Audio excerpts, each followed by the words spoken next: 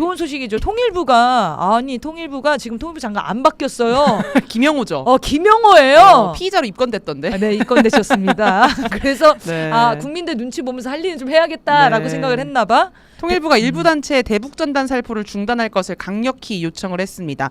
구병삼 통일부 대변인은 지난 2일 납북자 피해 가족 연합회가 통일부의 자제 요청에도 불구하고 세 번째로 전단 살포한 것에 대해서 유감을 표한다라면서 한반도 상황에 긴장을 조성하고 접경 지역 주민의 생명과 안전을 위협할 수 있으므로 전단 살포 중지를 강력히 요청한다라고 얘기했습니다. 너무 웃기지 않아요? 네. 3년 내내 표현의 자유라고 냅뒀던 게 통일부인데 네. 대통령이 바뀌니까 이거는 문제가 있죠. 유감을 표합니다.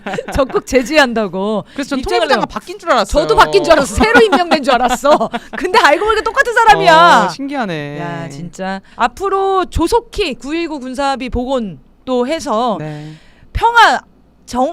평화 체제를 정착을 만들어야 됩니다. 그리고 이런 법안들이 다 이미 남북 합의들이 다 있어요. 우리가 안 지켜서 다 깨진 거잖아요. 윤석열이 다 뭉갰죠. 그 우리가 지키겠다. 이제 다시 의지를 표명하고 그거를 여러 번 반복적으로 행동으로 보여주면 남북 대화가 왜 안 열리겠습니까? 그렇죠. 북한한테도 사실 진짜 우리가 지금 전쟁 도발을 너무나 오랜 세월 하면서 북한의 신뢰를 잃었잖아요. 북한이 지금 우리를 적국으로 대하고 있는데 이런 인식이 바뀌려면 우리의 노력도 좀 필요한 거죠.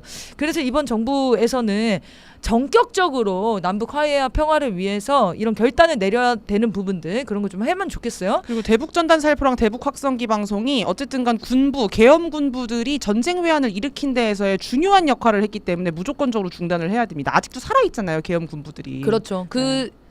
있기 때문에 이런 사람들이 살포할 수 있는 거잖아요. 네. 그 비호 아래. 자 넘어가서 국힘당 상황 좀 보겠습니다. 네, 지금 김용태를 필두로 국힘당 혁신 쇼를 이제 하고 있는데 어쨌든간 9일에 마라톤 의원총회를 벌였나 봐요. 근데 당내 의견 그룹 간 이견이 좁혀지지 않고 있고 친한파랑 친윤파가 계속해서 싸우고 있는 상황입니다. 네, 김용태가 계속 사퇴 안 하려고 당원 투표를 붙이자고 했어요.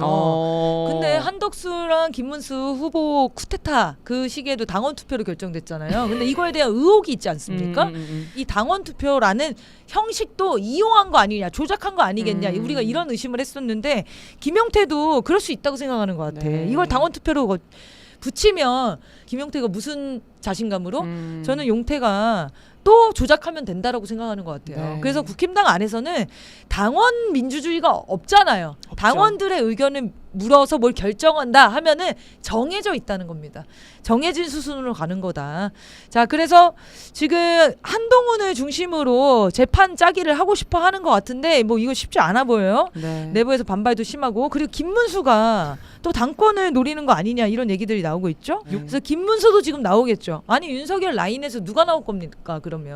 그리고 김문수가 41% 받았는데 이게 포기가 돼요? 절대 포기 못해요. 못하죠. 자 이런 상황이고 그리고 홍준표가 글을 올렸죠.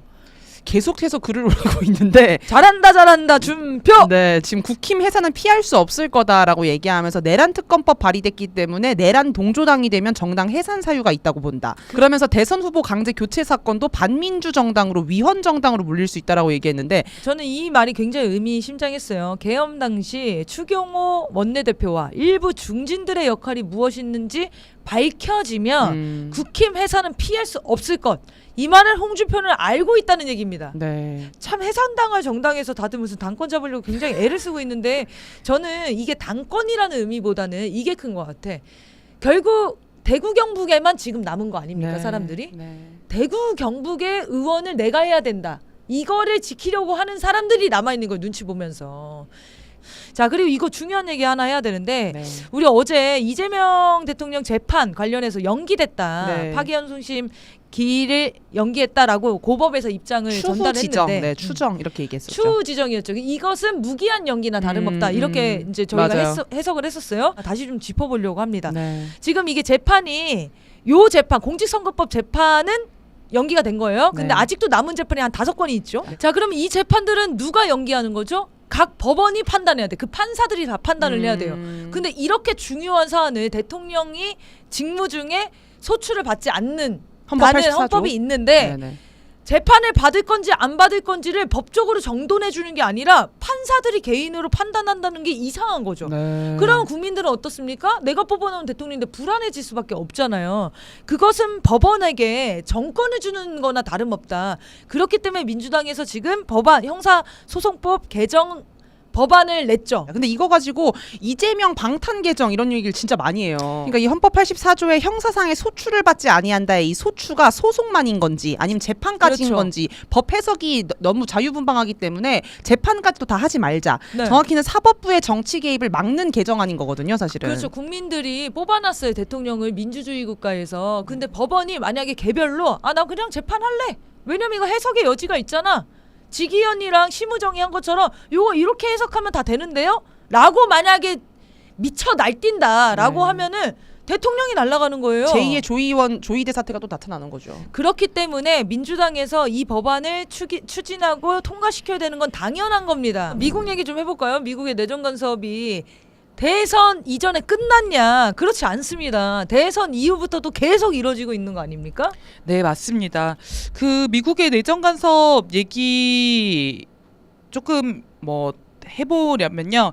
그동안 미국이 이재명 정부에 대해서 이재명 후보에 대해서 어떤 입장을 또 가져왔는가 맹목적인 돌격대를 필요로 했기 때문에 이재명을 반대했다는 거죠. 네. 그럼 지금은 뭘 요구하고 있느냐.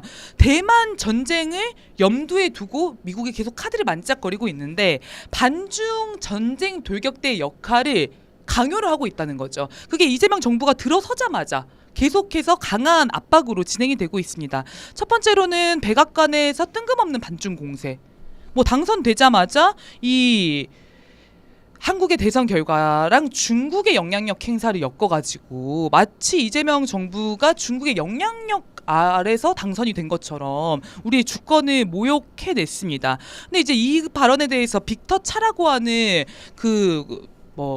평론가 이런 사람들이 뭐라고 말을 했냐면 이 발언이 트럼프 정부가 이재명 정부에게 보내는 분명한 메시지라는 거예요. 주한미군의 전략적 유연성을 위해서 앞으로 한국 정부가 이 문제에 대해서 어떤 입장을 가질지 고민하라는 압박이라는 겁니다. 그러니까 대만 전쟁에 동참할 것이냐, 대만 전쟁에 주한미군이나 한국군을 투입할 것이냐, 이거에 대한 너의 명백한 입장을 밝혀라는 압박을 했다라는 거죠. 근데 빅터 차가 이 말을 한 번 더 언급을 하면서 이재명 정부를 압박하고 있는 거 아니겠습니까?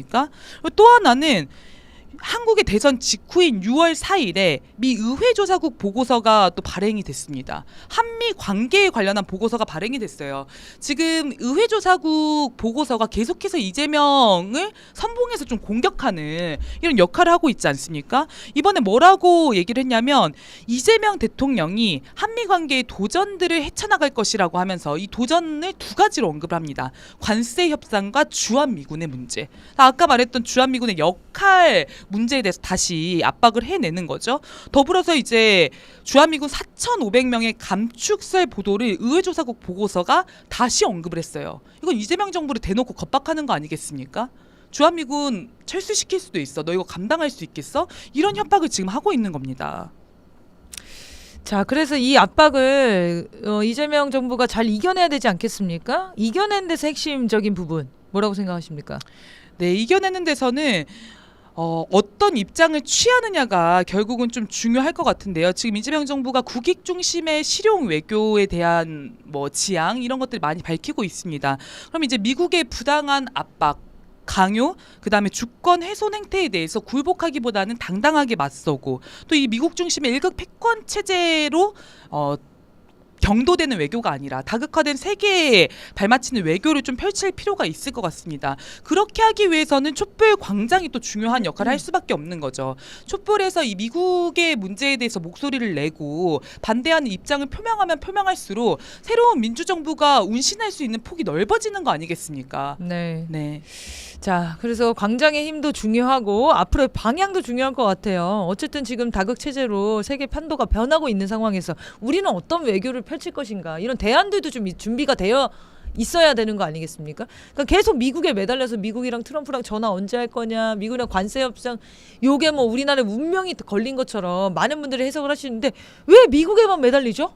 더 좋은 항로들이 좀 널려 있는 거 아닙니까? 네. 이런 시각을 갖고 관점을 넓힐 기회다 이번이. 그런 데서 좀 추천하는 내용들을 간단히 설명을 좀 해주시죠. 네, 지금 이제 미국이라고 하는 나라가 내적으로 몰락하는 게 너무 가속화되고 있는 거잖아요.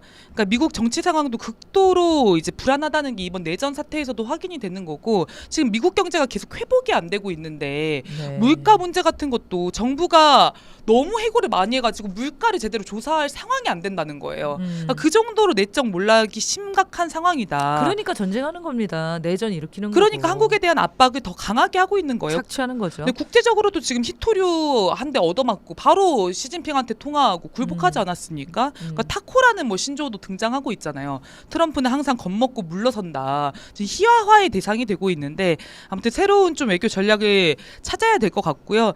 이렇게 앞으로 새로운 그 남북 관계와 네. 북중러의 관계를 객관적으로 인식하고 우리 국익에는 어떻게 활용할 것인가 이 외교를 앞으로 큰 그림을 그리는 그런 새로운 정부였으면 좋겠습니다.